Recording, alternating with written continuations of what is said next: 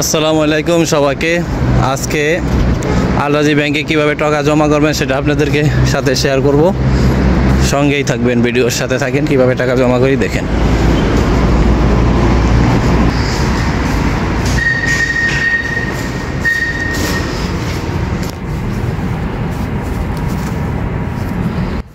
আমি এখন এটিএম মেশিনের সামনে চলে আসছি, আর এখানে আমি এখন আমার কার্ডটাকে প্রবেশ করাচ্ছি। আর এই কার্ডটাকে আপনারা প্রবেশ করানোর পরে এখানে ল্যাঙ্গুয়েজ চেঞ্জ করার একটি অপশন পাবেন। সেখানে আপনারা ইংলিশ অথবা যেটা বুঝেন সেটাই করবেন। অবশ্যই ইংলিশ করার চেষ্টা করেন, তাহলে আপনি বুঝবেন। তো আমি কিন্তু এখানে ইংলিশ করে নিয়েছি। তারপরে আপনার কার্ডের যেই 4টি অক্ষর পাসওয়ার্ড রয়েছে সেই পাসওয়ার্ডটি কিন্তু আপনার এখানে দিতে হবে।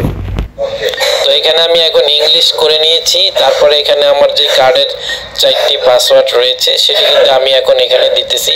তারপরে এখানে লেখা আছে ডিপোজিটে গেলে এখানে বাক্সটা খুলে গেল।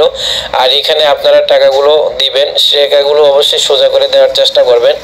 টাকাগুলো এখানে দেওয়ার পরে এটা কিন্তু মেশিন অটোমেটিক আপনার এই টাকাগুলো গুনে নিবে। আর গুনে নেওয়ার পরে আপনি এখানে যে অপশন আসবে, তারপরে একটা অপশন চলে আসবে আপনার এই টাকাটা জমা হয়েছে। এখানে উপরে লেখা আছে ডিপোজিট, আপনি এখানে ডিপোজিট ক্লিক করে দিবেন, তাহলে কিন্তু আপনার টাকাটা বাস জমা হয়ে যাবে।